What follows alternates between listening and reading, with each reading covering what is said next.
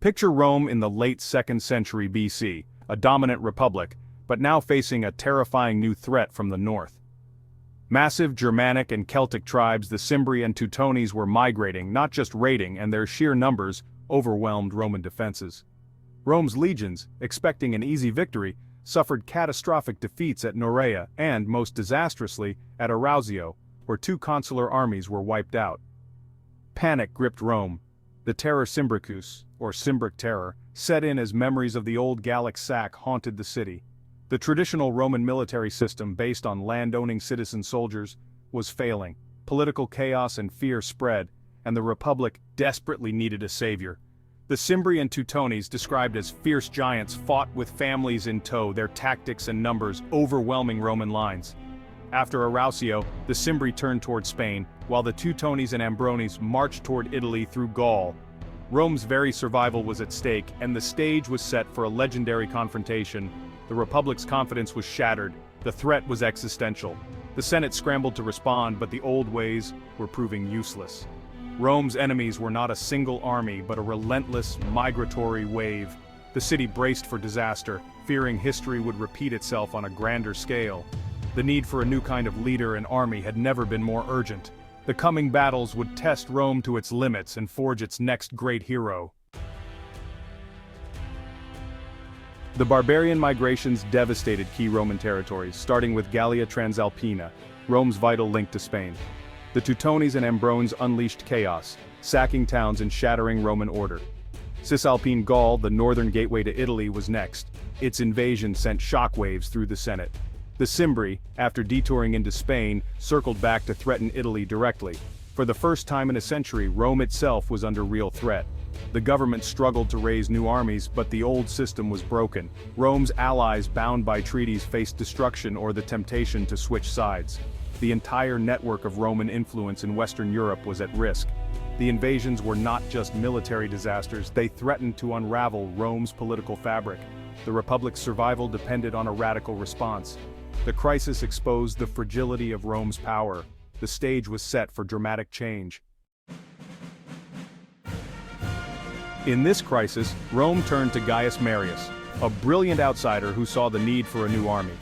Marius abolished the property requirement for soldiers, opening the legions to all Roman citizens, especially the landless poor. He offered pay, equipment, and land, transforming the army into a professional force loyal to its general. Marius standardized weapons and organization, making the cohort the legion's core unit and introducing the legionary eagle as a symbol of pride. Soldiers became full-time warriors, toughened by brutal training and long marches, earning the nickname Marius's Mules. The Marian reforms created a disciplined, resilient army capable of facing the barbarian threat. Loyalty shifted from the state to the general, changing Roman society forever. Marius's new army was exactly what Rome needed: professional, motivated, and ready for long campaigns. The reforms didn't just save Rome, they laid the foundation for future conquests. The citizen militia was gone. The professional legion was here to stay. Rome's military machine was reborn. The fate of the Republic now rested on this new force. In 102 BC, Marius led his reformed army into Gallia Transalpina to confront the Teutones and Ambrones. He refused to fight on enemy terms, instead fortifying his camp and relentlessly training his men. The barbarians taunted the Romans, but Marius kept his troops behind the walls, building their confidence and dulling their fear. This patience made the enemy overconfident, mistaking Roman discipline for cowardice. Weeks passed. The Teutones, frustrated, bypassed the camp and marched toward Italy. Marius waited until the entire barbarian host had passed, then shadowed them, searching for the perfect battlefield. He transformed his inexperienced soldiers into a hardened force, while lulling the enemy into complacency. Marius's psychological tactics set the stage for a decisive confrontation. He chose the time and place for battle, ensuring every advantage was his. The Romans watched as the enemy paraded by, their resolve hardening. Marius's strategy was about control of his men, the enemy, and the battlefield. The final showdown was inevitable. The fate of Rome would be decided at Aquae Sextiae. Marius's patience and preparation would soon be put to the ultimate test. The trap was set, the enemy was walking into it. The battle for Rome's future was about to begin. Near Aquae Sextiae, Marius set his camp on a hill, deliberately cutting off his men's access to water to provoke a clash.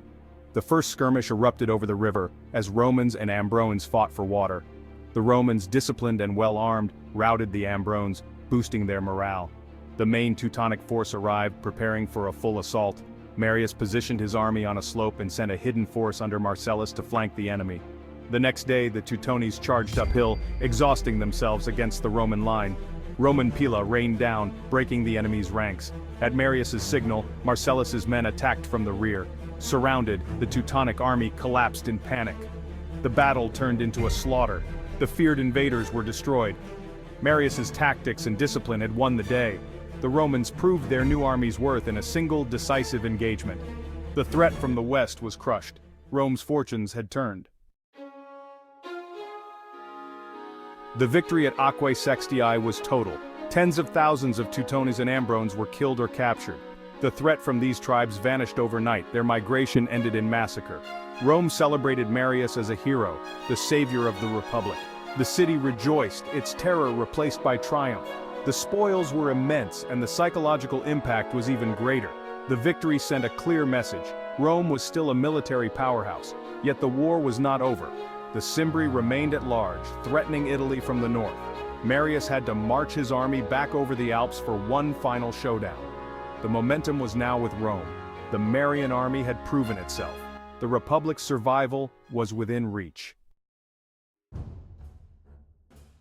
Aquae Sextiae transformed Roman regions.